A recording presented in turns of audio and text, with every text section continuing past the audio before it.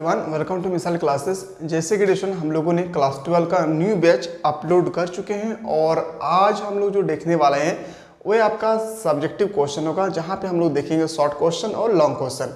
So guys, इससे पहले हम लोगों ने बहुत ही अच्छी तरह से हम लोग डिस्कस की थी। सबसे पहले थ्योरी पार्ट डिस्कस की थी, फिर हम लोगों ने देखे डिस्कशन कि किस तरह से वन लाइनर क्वेश्चन में एग्जाम में पूछी गई थी, उन सबको अच्छी तरह से डिस्कस किए। और उसके बाद हम लोग एमसीक्यू यानी ऑब्जेक्टिव टाइप क्वेश्चन को भी देखी थी। और आज मैं जो लेकर आया हूँ ये आपका सब्जेक्टिव क्वेश्चन होगा। अब सब्जेक्टिव क्वेश्चन भी दो टाइप की होगी। एक टाइप आपका होगा, याद रखेंगे, वेरी शॉर्ट क्वेश्चन। एक टाइप होगा आपका शॉर्ट क्वेश्चन और एक टाइप का होगा आपका क्वेश्चन लॉन्ग क्वेश्चन। तो मैं उम्मीद करता हूँ स्टूडेंट कि अगर आप क्लास 12 की अच्छी तरह से अगर तैयारी करना चाहते हैं तो सबसे पहले हमारे ऐप को डाउनलोड करें, प्ले स्टोर से जाएं और मिसाइल क्लासेस के ऐप को डाउनलोड करें।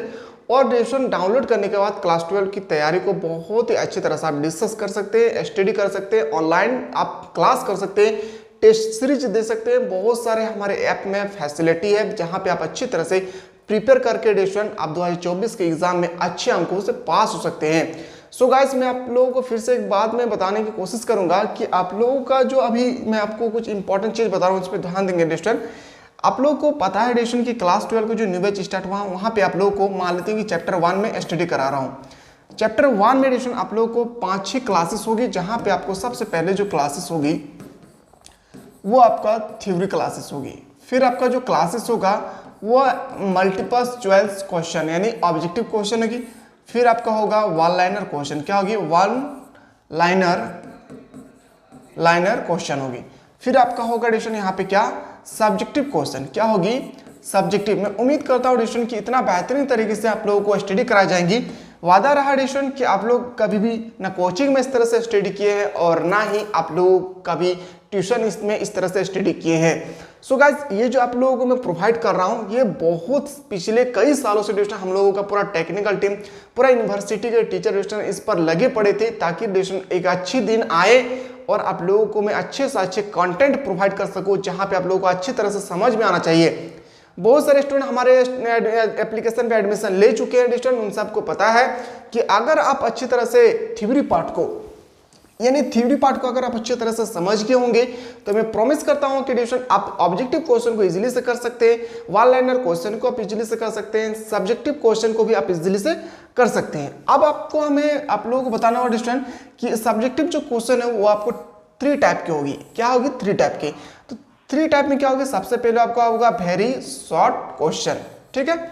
उसके बाद होगा आपका, याद रखेंगे शॉर्ट क्वेश्चन, क्या होगी, शॉर्ट क्वेश्चन। फिर यहाँ पे आपका होगा लॉन्ग क्वेश्चन, ठीक है। इतना सारा आप लोगों को हमारे प्लेटफॉर्म पे डिस्कशन आप लोगों को प्रोवाइड किए जा रहे हैं ताकि डिस्कशन आप लोग अच्छी तरह से स्टडी करें और क्लास 12 में क्लास 11 की रिजल्ट से बेहतर अपने रिजल्ट करें और अपने माँ बाप का नाम रोशन करें।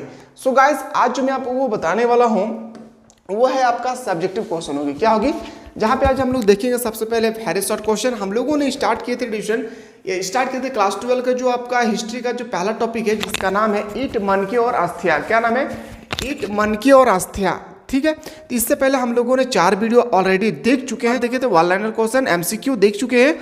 और आज मैं आपको बताने वाला हूं आपका सबसे पहले जो आज की जो क्लासेस होगी वो है आपका होगा क्या, शॉर्ट क्वेश्चन, ठीक है।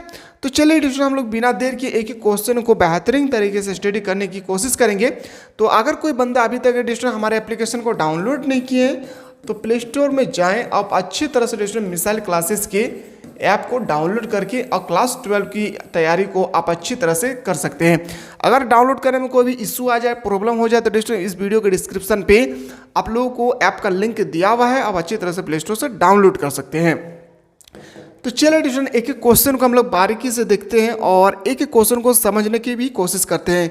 जो बंदा अभी तक थ्योरी पार्ट को नहीं देखे तो इन सब क्वेश्चनों को करने से बेहतर है कि आप थ्योरी पार्ट को देखिए, पहली बात। दूसरी बात है कि कोई अगर हमारे प्लेटफॉर्म पे स्टडी कर रहे हैं तो पीडीएफ उनको आपको प्रोवाइड की जाएंगे। पीडीएफ आपको मिलेगा कहाँ पे, तो एप्लीकेशन पे, ठीक है। तो चलिए डिस्कशन काफ़ी देर हो चुकी है, हम लोग स्टार्ट करते हैं पहला क्वेश्चन से। क्वेश्चन है कि सिंधु सभ्यता की खोज पर संक्षिप्त टिप्पणी बताएं। जो सिंधु सभ्यता की खोज है, मैंने काफ़ी अच्छी तरह से आप लोगों को समझाया था कि किस तरह से सिंधु सभ्यता की खोज हुई, किस तरह से उसका पतन हुआ, कौन कौन से बंदरगाह थी, कौन कौन से इसमें नदियाँ बह रही थी, सब कुछ मैंने आप लोगों को थ्योरी पार्ट में बहुत ही अच्छी तरह से क्लियर करवा चुका हूँ। तो सबसे पहले आपको बताना है सिंधु सभ्यता की खोज कैसे हुई है, इस पर एक छोटा सा टिप्पणी लिखी।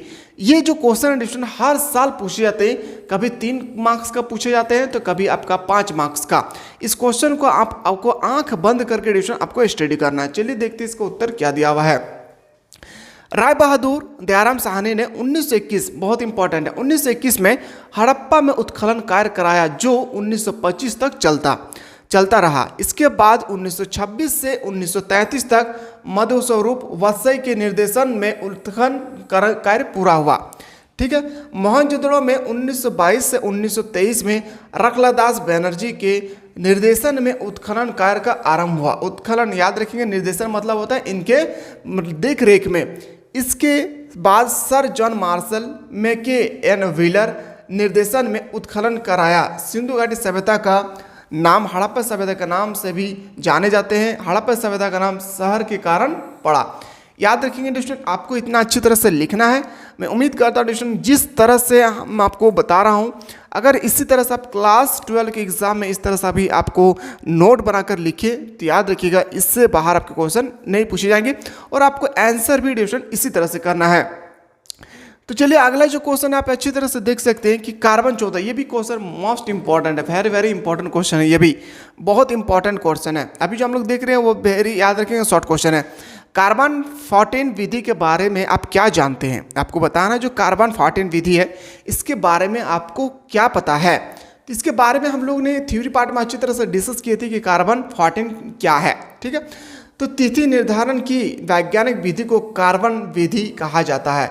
मैंने आपको बताया था कि आप लोगों को डिस्कशन की जो 14 कार्बन जो 14 विधि है वो वैज्ञानिक पद्धति को मापने के लिए किया जाता था। इस विधि की खोज अमेरिका के प्रख्यात रसायन शास्त्र BF लिम्बिनी द्वारा किया गया था। ये भी मैंने आपको स्टडी कराया था। और कब किया गया था? 1946 में। कब किया गया था? 1946 में करवाया गया था। ठीक है। आगे देखते हैं। इस विधि के अनुसार किसी भी जीवती वस्तु में कार्बन 14 एवं कार्बन 12 एंड कार्बन 14 समान मात्रा में पाया जाता है। क्या होता है? कार्बन में पाया जाता है समान मात्रा। ठीक है। मृत्यु अथवा विनाश की अवस्था में कार्बन 12 तो स्थिर रहता है मगर कार्बन 14 निरंतर क्षय होने लगता है और फिर जिस पदार्थ में कार्बन 14 की मात्रा जितनी कम होती है वह उतना ही प्राचीनतम मानी जाती है। ये भी मैंने आपको बताया था ये सेंटेंस कि जितनी मात्रा कम होगी वह उतना प्राचीनतम माने जाते हैं। ठीक है। ये आपका कार्बन 14 की विधि है। जितना भी क्वेश्चन मैं बता रहा हूँ 100% आपके पेपर में इसी तरह से क्वेश्चन छपेंगे और आप अच्छी तरह से देखें। ठीक है। आप अच्छी तरह से हमारे प्ले स्टोर से हमारे ऐप को डाउनलोड करें, आप तैयारी करें आपको क्लास 12 की बेहतरीन तरीके से। ये क्वेश्चन वेरी शॉर्ट क्वेश्चन है। ठीक है। ये क्वेश्चन जब भी आएंगे वो 2 मार्क्स के आएंगे। ये टॉपिक इतना इंपॉर्टेंट है डिस्टूडेंट कि आपकी एग्जाम जो 80 आपका जो एग्जाम होगा 100 मार्क्स का उसमें से 17 मार्क्स का एग्जाम सिर्फ इसी टॉपिक से आपसे पूछे जाएंगे। इसीलिए डिस्टूडेंट मैंने इस टॉपिक को बहुत ही अच्छी तरह से आप लोगों को कवर करवाने की कोशिश कर रहा हूँ। अच्छी तरह से पढ़े डिस्टूडेंट और अपने माँ बाप का नाम रोशन करें। लाल पीला हरा के चक्कर में आप लोग ना पड़े क्योंकि मुझे पता है कि आप लोग का उम्र बस इसी स्टेज से गुजर रहे हैं जहाँ पे आप लोग दूसरा की ओर अट्रैक्शन कर रहे हैं। सो गाइज ये सब बिल्कुल एकदम समय की बर्बादी है। इस सब पे आपको थोड़ा सा भी फोकस नहीं करना है। आने वाले समय को देखिए आपको क्या करना है क्या नहीं, आप डिसीजन लें। अगर डिसीजन नहीं ले पाते डिस्टन तो आप इस नंबर पे व्हाट्सअप करें। जो डिस्टन हमारे यहाँ पे टेक्निकल टीम को व्हाट्सअप नंबर दिए हैं उसमें आप लोगों को बेहतरीन तरीके से काउंसलिंग करवाया जाएगा किस तरह से आपको लाइफ में आगे बढ़ना है। पुरातत्व से आप क्या समझते हैं? ये क्वेश्चन 2021 से लेकर 2023 तक कंटिन्यू पूछे गए हैं और 2024 के एग्जाम में भी पूछे जाएंगे। ठीक है। ये अभी डेमो क्लासेस चल रही है। डेमो क्लासेस के बाद डिस्टन आप लोगों का क्लासेस एंड हो जाएगी। बाकी का सभी क्लास हमारे ऐप में ही चलने वाली है। तो बिल्कुल आप सबसे पहले आप एप्लीकेशन को डाउनलोड करें।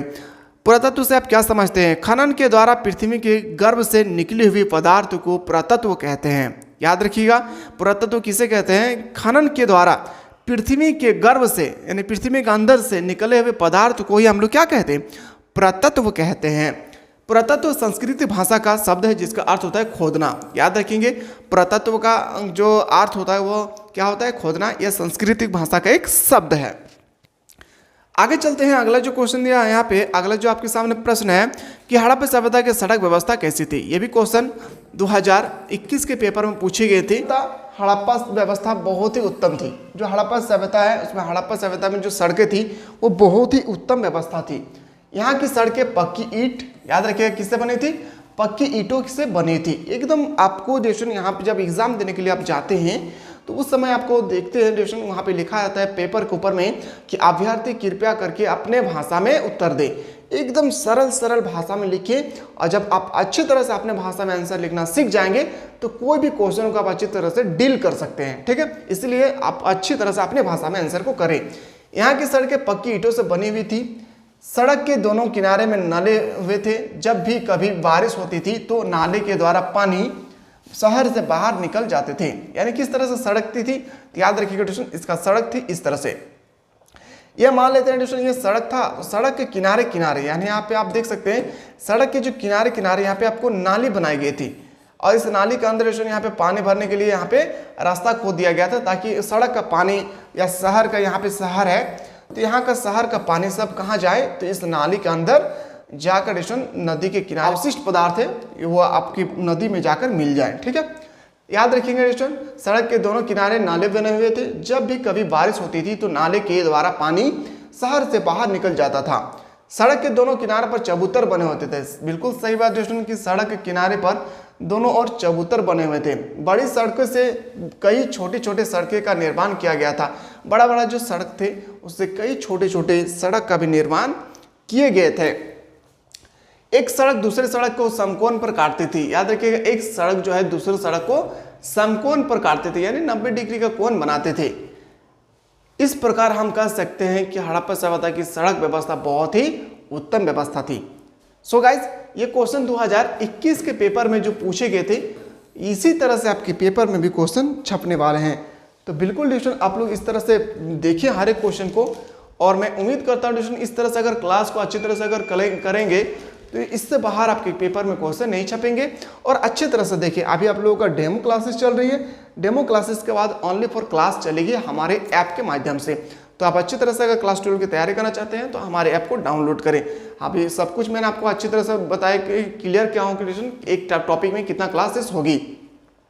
हड़प्पा सभ्यता के विस्तार पर प्रकाश डालें। जो हड़प्पा सभ्यता है इसके विस्तार पे आपको प्रकाश डालना है। तो क्या प्रकाश डालना है? देखिए, हड़प्पा सभ्यता का क्षेत्रफल याद रखेंगे 12,09,960 वर्ग किलोमीटर था। लगभग 13 लाख हम लोग बोल सकते हैं। याद रखिएगा, लगभग 13 लाख वर्ग किलोमीटर में विकसित थी। ये जो सभ्यता थी काफ़ी बड़ी विकसित सभ्यता थी।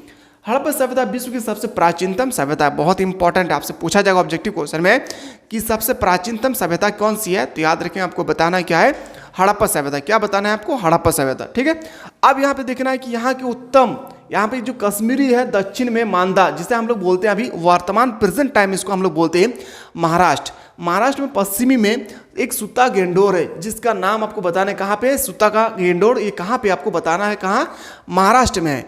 और पूरब में क्या है? आलमगीर यानी कालीबागान स्थित है। याद रखिए, मैंने आपको बताया था कि आप लोगों को जो हड़प्पा सभ्यता है वो एक दूसरे को समकोण पर काटते थे। इससे हम लोग बोलते थे क्या? पूरब। इसके हम लोग बोलते थे पश्चिम।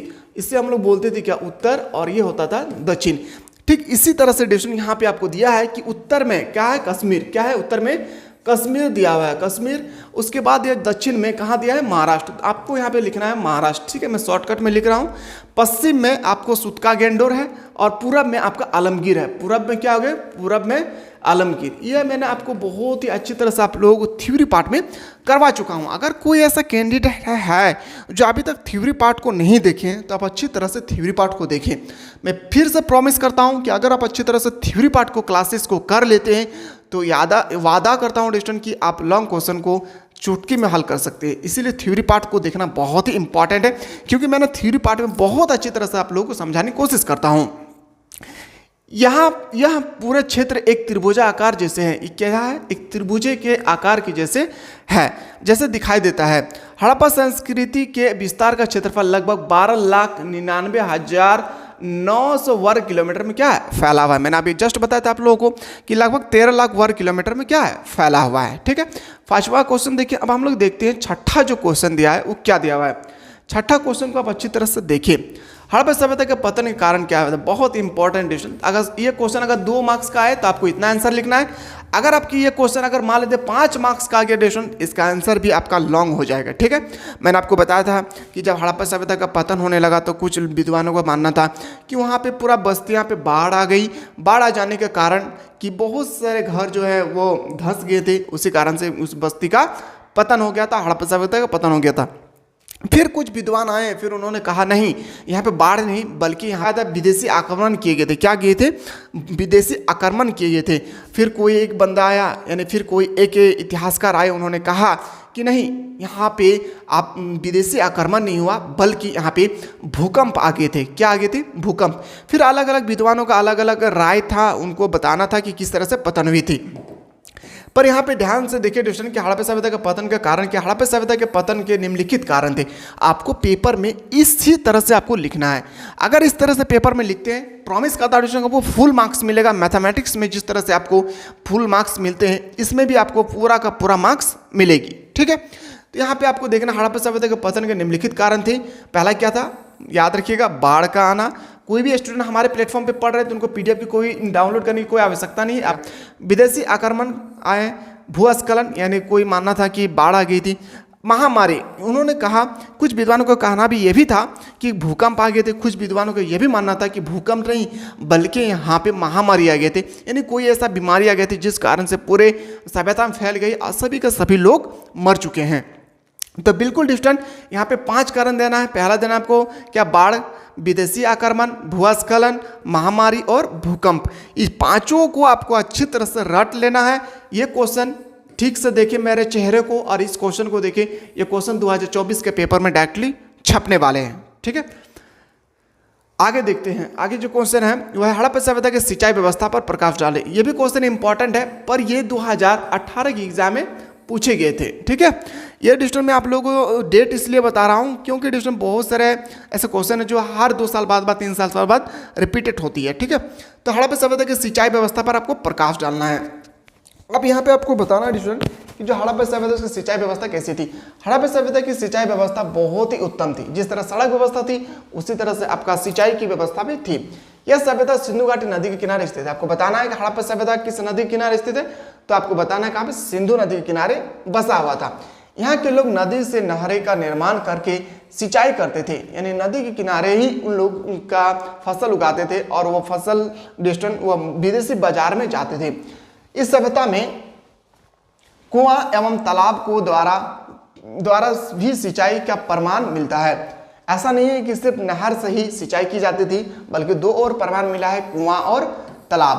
कुआं और तालाब के होने के बाद डिस्टेंट, अगर नहर के बाद कोई अगर सिंचाई का वहाँ पे साधन था तो वो कुआं और तालाब था। ठीक है, सिंचाई का प्रमाण मिलता है। इस प्रकार हम कह सकते हैं कि हड़प्पा सभ्यता का सिंचाई व्यवस्था बहुत ही उत्तम थी। आपको इसी तरह से आपको आंसर करना है। अगर इस तरह से आंसर कर लेते हैं तो आपको फुल मार्क्स मिलने की पूरी संभावना होगी। तो आप अच्छी तरह से देखें और एक एक क्वेश्चन को समझने की कोशिश करें, अपने कॉपी पे लिखें। और कोई अगर हमारे प्लेटफॉर्म पे एडमिशन करवाएं, अगर वो बंदा अभी तक देख रहे डेमो का वीडियो, तो आपको पीडीएफ डाउनलोड करने की ऑप्शन दिया जाएगा, जहां पे एडमिशन आपको मिलेगी, कहाँ, एप्लीकेशन पे। ठीक है, चलिए आगे बढ़ते हैं। अगला जो क्वेश्चन है कि हड़प्पा सभ्यता को मातृ प्रधान सभ्यता क्यों कहा जाता है। ये क्वेश्चन अभी तक नहीं पूछा गया है। ये क्वेश्चन झारखंड में अभी तक जैक बोर्ड में नहीं पूछा गया है, पर हाँ बिहार बोर्ड में, यूपी बोर्ड में याद रखिएगा, और उड़ीसा बोर्ड में ये क्वेश्चन पूछा गया है। हो सके कि झारखंड बोर्ड में भी नया क्वेश्चन क्रिएट हो और पूछा जा सकता है। हड़प्पा सभ्यता का मातृ प्रधान सभ्यता क्यों कहा जाता है। यह बिल्कुल सत्य है कि हड़प्पा सभ्यता मातृ प्रधान सभ्यता है, क्योंकि यहाँ के लोग धरती को उर्वरता की देवी मानकर उसकी पूजा करते थे। मैंने आपको बताया था थ्योरी पार्ट में कि हड़प्पा सभ्यता के जो लोग थे उन्होंने धरती को पूजा करते थे। यहाँ पर कि मुखिया पिता ना होकर माता होती थी। और हड़प्पा सभ्यता का नियम था क्या, जैसे हम लोगों का घर का मुखिया पिता होता है, तो इसी तरह से हड़प्पा सभ्यता का एक नियम था कि यहाँ का सभ्यता जो मुखिया होगी वो माता नहीं, पिता नहीं, बल्कि वहाँ का सभ्यता का होगा कौन, पिता। या माता होगी, क्या होगी, माता। स्त्रियां उच्च शिक्षा ग्रहण कर सकती थी और यहाँ पे स्त्री को यानी महिलाओं को काफ़ी ज़्यादा छूट प्रदान किए गए थे कि आप अच्छी तरह से शिक्षा प्राप्त कर सकते हैं। इस प्रकार हम कह सकते हैं कि हड़प्पा सभ्यता मातृ प्रधान सभ्यता है। क्या होगी, मातृ प्रधान सभ्यता थी। आप आगे बढ़ते हैं। अगला जो क्वेश्चन है कि हड़प्पा सभ्यता की लिपि पर प्रकाश डाले। ये भी क्वेश्चन दोस्तों ये पूछा गया था बिहार बोर्ड में। कहाँ पे पूछा गया था, बिहार बोर्ड में पूछा गया था, याद रखेंगे। हड़प्पा सभ्यता की लिपि भाव चित्रात्मक लिपि थी। आज तक कोई भी इतिहासकार इस लिपि को नहीं पढ़ पाया है। ये जो हड़प्पा सभ्यता की जो लिपि है वो आज तक नहीं पढ़ पाया है। आगे देखते हैं कि यह लिपि की खास बात यह थी कि पहली लाइन दाएं से लिखी जाती थी। यानी हड़प्पा सभ्यता में कैसे लिखे जाते, तो इधर से, याद रखेंगे किसे लिखे जाते थे, तो दाएं तरफ से लिखे जाते थे। जैसे डेस्टन यहाँ पे उर्दू लिखते थे इंसान, उसी तरह से यहाँ पे डेस्टन लिखे जाते थे क्या, हड़प्पा सभ्यता की लिपि यानी दाएं से बाईं ओर लिखी जाती थी। बाकी लाइन बाएं से दाईं ओर लिखी जाती थी। यहाँ की जो पहली लाइन थी वो आपको दाएं से बाईं ओर लिखी जाती थी। बाकी जो भी लिपि थी यानी जो भी लिखना था वह लेफ्ट हैंड से राइट हैंड की ओर लिखे जाते थे। इसी कारण से डेस्टन हड़प्पा सभ्यता की जो लिपि थी वो काफ़ी ज़्यादा चर्चित थी, क्योंकि डेस्टन यहाँ का सभ्यता जो है वहाँ पर जो लिपि थी वो कोई भी अभी तक पढ़ नहीं पाए हैं। आगे देखते हैं अगला जो क्वेश्चन है कि मोहनजोदड़ो से आप क्या समझते हैं। ये क्वेश्चन मेरे चेहरे को देखे यार, ये क्वेश्चन 2024 के एग्जाम में डायरेक्टली छप रहे हैं कि मोहनजोदड़ो से आप क्या समझते हैं। जो मोहनजोदड़ो है इससे आप क्या समझते हैं। ये क्वेश्चन को आंखें बंद करके 4-5 बार आपको अपने कॉपी पे नोट डाउन करना है। और जब टेस्ट सीरीज होगी, जो एप्लीकेशन पढ़ रहे हैं बंदा, उनको मैं बताने की कोशिश कर रहा हूँ कि जो एप्लीकेशन के माध्यम से पढ़ रहे हैं डेस्टन, तो वो उनको आपको वीकली में एक टेस्ट सीरीज होगी, एक टेस्ट होगी जहाँ पे सब्जेक्टिव ऑब्जेक्टिव यानी मैंने पूरा सप्ताह में पूरा वीक में क्या क्या पढ़ा है उन सब का टेस्ट सीरीज होगी। इसलिए आप अच्छी तरह से पढ़ें जो बंदा हमारे प्लेटफॉर्म से पढ़ रहे हैं। बहुत सारे स्टूडेंट एडमिशन ले चुके हैं। अगर आप में से कोई ऐसा स्टूडेंट है जो अभी तक नहीं स्टूडेंट लिया, तो ड्यूरेशन प्रॉमिस करता हूं कि आपको वो कंटेंट आप लोगों को प्रोवाइड किए जाएंगे जो आपको ना कोई ट्यूशन टीचर दे पाएंगे, ना कोई कोचिंग सेंटर दे पाएंगे, ना ही कॉलेज, ना कोई स्कूल। क्योंकि ड्यूरेशन ये कंटेंट को बनाने में हम लोगों को लगभग 4 से 5 साल लग चुका है। इतना मेहनत से बनाए डेस्टन एक एक स्टेप। इसी डेस्टन एक चैप्टर में आप लोगों को सबसे पहले आपको थ्योरी पार्ट करवा जाएगा, फिर वन लाइनर क्वेश्चन होगा, फिर सब्जेक्टिव क्वेश्चन होगा, फिर आपका एमसीक्यू होगा डेस्टन। एमसीक्यू में डेस्टन सब्जेक्टिव क्वेश्चन भी 3 टाइप के होगी, वेरी शॉर्ट क्वेश्चन और लॉन्ग क्वेश्चन। इतना बेहतरीन तरीके से आप लोगों को ऑल सब्जेक्ट आप लोगों को पढ़ाया जाएगा ओनली फॉर हमारे एप्लीकेशन पे। ये इसलिए बताया जा रहा है क्योंकि डेस्टन ये ओनली फॉर अभी फिलहाल हर एक सब्जेक्ट का एक एक टॉपिक आप लोगों को डेमो के रूप में देखने को मिलेंगे। मोहनजोदड़ो का अर्थ मृतकों का टीला। मैंने आपको बताया था कि शमशान घाट, कब्रिस्तान, मृतकों का टीला किसे कहा जाता है, मोहनजोदड़ो। मोहनजोदड़ो को सिंध का बाग भी कहा जाता है। मोहनजोदड़ो को सिंध का बाग भी कहा जाता है। यहाँ की भूमि बहुत उपजाऊ थी। यहाँ की जो भूमि थी वो काफ़ी उपजाऊ थी। मोहनजोदड़ो को हड़प्पा की जुड़वा राजधानी के नाम से भी पुकारा जाता था। जो मोहनजोदड़ो है उससे हम लोग जुड़वा राजधानी के नाम से भी हम लोग जानते थे। ठीक है, एक एक को ध्यान से देखिए। मोहनजोदड़ो सभ्यता हड़प्पा सभ्यता का सबसे बड़ा नगर था। अगर हड़प्पा सभ्यता का कोई सबसे बड़ा अगर नगर था तो वो था कौन, मोहनजोदड़ो। कौन था, मोहनजोदड़ो। हड़प्पा और मोहनजोदड़ो के बीच की दूरी 483 किलोमीटर की डिस्टेंस थी। हड़प्पा और जो मोहनजोदड़ो है, कभी कभी डिस्टेंस टीचर ये भी थोड़ा सा गलत बताते हैं कि वो दोनों काफ़ी सटे हुए थे, नहीं, बल्कि 483 किलोमीटर का डिस्टेंस पर दोनों शहर बसी हुई थी। आगे चले। मैं उम्मीद करता हूँ डिस्टेंस कि हमारे भाषी को भी आप समझ पा रहे हैं और हम जो अभी आप लोगों को डील कर रहे हैं वो भी आप अच्छी तरह से समझ रहे हैं और इसको अपने कॉपी पे नोट डाउन करना है। ठीक है, आते हैं अगला क्वेश्चन कि सिंधु सभ्यता को हड़प्पा सभ्यता क्यों कहा जाता है। ये क्वेश्चन मोस्ट इंपॉर्टेंट है। चलिए देखते हैं आंसर क्या है कि हड़प्पा सभ्यता जो सिंधु सभ्यता इसको हड़प्पा सभ्यता क्यों कहा जाता है, या हड़प्पा सभ्यता को सिंधु सभ्यता क्यों कहा जाता है। आंसर देखते हैं। उत्तर, सिंधु घाटी सभ्यता को हड़प्पा सभ्यता इसलिए कहा जाता है क्योंकि हड़प्पा नामक स्थान पर ही सन 1921 में दयाराम साहनी ने सिंधु घाटी सभ्यता की उत्खनन करवाए थे। मैंने आपको बताया था जो हड़प्पा सभ्यता है इसको सिंधु घाटी सभ्यता क्यों कहा जाता है, क्योंकि इसकी खोज सिंधु नदी के किनारे पर हुई थी। इसी कारण से इसको सिंधु सभ्यता के नाम से भी जाने जाते थे। इसलिए इसका नाम हड़प्पा सभ्यता पड़ा, क्योंकि सबसे पहले हड़प्पा सभ्यता के बारे में जानकारी हम लोगों को हड़प्पा शहर से ही मिली थी। सबसे पहले हम लोगों को जानकारी हड़प्पा सभ्यता की जानकारी जो हड़प्पा शहर से ही मिली थी। हड़प्पा सभ्यता का महत्वपूर्ण नगर होने के कारण इस सभ्यता को सिंधु के नाम से जाने जाते हैं। क्या नाम से जाने जाते हैं, सिंधु के नाम से जाने जाते हैं। यह सभ्यता सिंधु नदी के किनारे बसा हुआ है। जो हड़प्पा सभ्यता है वो सिंधु नदी के किनारे जो है वो बसा हुआ है। कहाँ पे बसा हुआ है? सिंधु नदी के किनारे बसा हुआ है। इसलिए इस सभ्यता को सिंधु घाटी सभ्यता के नाम से जाने जाते हैं। और सिंधु घाटी सभ्यता की खोज सबसे पहले किसने किया था? खोज हड़प्पा नामक स्थान पर हुई थी। सिंधु घाटी की सबसे पहले जो खोज हुई थी यानी उत्खनन हुई थी, कहाँ पे हुई थी? हड़प्पा नामक स्थान पर हुई थी। इसलिए इसे हड़प्पा संस्कृति या हड़प्पा संस्कृति, हड़प्पा सभ्यता के नाम से हम लोग जानते हैं। Point number 1। इसी तरह से आपके एग्जाम में भी आपको पॉइंट बाय पॉइंट लिखना है, ठीक है। आप लोगों को कॉपी में भी चेक करूंगा। डिस्ट्रक्शन आप व्हाट्सएप जब टेस्ट दिया जाएगा तो आप व्हाट्सएप के थ्रू से एप्लीकेशन पर डाल देंगे। यानी एप्लीकेशन का मतलब होता है डिस्ट्रक्शन जो आप डाउनलोड करके स्टडी कर रहे हैं, जिसमें इसकी खोज दयाराम साहनी ने 1921 में की थी। इसकी जो डिस्कवर किए थे दयाराम साहनी ने किया था 1921 में, ठीक है। अगला क्वेश्चन आते हैं कि हड़प्पा संस्कृति में वर्णित विभिन्न जानवरों के नाम बताएं। यानी हड़प्पा जो सभ्यता थे इसमें कितने प्रकार के जानवर पाए जाते थे? मवेशी, भेड़, बकरी, भैंस, सुअर की हड्डी पाई जाती थी। प्राणियों वैज्ञानिकों के अनुसार यहाँ के लोग ये जानवर पालते थे। यहाँ के जो लोग थे वो क्या पालते थे? जानवर पालते थे। जंगली, यहाँ पे जंगली हो गए स्टेशन, जंगली प्रजातियों में सुअर, हिरन, घड़ियाल की हड्डी भी शामिल है और मछली तथा पक्षियों की हड्डी भी यहाँ पे शामिल है। क्या कहा गया था? हड़प्पा संस्कृति में वर्णित विभिन्न जानवर के नाम बताएं। तो यही जानवर थे जो हड़प्पा सभ्यता में क्या थे? उत्खनन के समय पाए गए थे। मैं उम्मीद करता हूँ आप लोग अच्छी तरह से समझ रहे होंगे और एक एक क्वेश्चन को बेहतरीन तरीके से देखें। इससे बाहर आपके पेपर में क्वेश्चन नहीं छपने वाले हैं। सो गाइस यहाँ पे हम लोग short question, very short question को डिस्कस कर रहे हैं। एक एक क्वेश्चन को हम लोग डिस्कस करेंगे। आप अगला वीडियो में देखेंगे कि किस तरह से डिस्कशन आप लोगों को लॉन्ग क्वेश्चन, शॉर्ट क्वेश्चन के साथ साथ डिस्कशन इस तरह से लॉन्ग क्वेश्चन भी आपको करवाया जाएगा। लॉन्ग क्वेश्चन में डिस्कशन क्या है? हड़प्पा सभ्यता के नगर नियोजन के बारे में पूछे। ये क्वेश्चन 2022 के पेपर में पूछा गया था और हर एक साल क्वेश्चन रिपीटेड होती है। ये जो लॉन्ग क्वेश्चन है आप लोगों को अगला वीडियो में बताया जाएगा। लॉन्ग क्वेश्चन को आप अच्छी तरह से देखिए क्योंकि डिस्कशन ये टॉपिक इतना इंपॉर्टेंट है। इसलिए इंपॉर्टेंट है क्योंकि इस टॉपिक से 17 मार्क्स का एग्जाम में क्वेश्चन पूछे जाते हैं, चाहे वो objective question, objective, subjective, one liner और आपका सब्जेक्टिव में जो 3 टाइप है, वेरी शॉर्ट क्वेश्चन और लॉन्ग क्वेश्चन, तीनों को मिलाकर डिस्कशन इसमें 17 मार्क्स के एग्जाम में क्वेश्चन पूछे जाते हैं। तो बिल्कुल डिस्कशन आप चाहते हैं कि सर हम क्लास 12 में अच्छी तरह से स्टडी करना है तो सबसे पहले डिस्कशन आप प्ले स्टोर से जाएं और मिसाइल क्लासेस के एप्लीकेशन को डाउनलोड करें और मिनिमम से मिनिमम फी में क्लास 12 के पूरा साल भर के स्टडी को एक साथ कर सकते हैं, topic by topic, chapter by chapter, subject by subject. तो चलिए डिस्कशन हम लोग अगला वीडियो में मिलते हैं। जो हिस्ट्री का जो चैप्टर 1 है उसमें हम लोग डिस्कस करेंगे लॉन्ग क्वेश्चन किस तरह से आपके पेपर में पूछे गए। तो उन सब क्वेश्चन को हम लोग अगला वीडियो में बहुत ही अच्छी तरह से डिस्कस करने की कोशिश करेंगे। तो चलिए अगला वीडियो मिलते हैं, तब तक के लिए स्वस्थ रहे, मस्त रहे और व्यस्त रहे।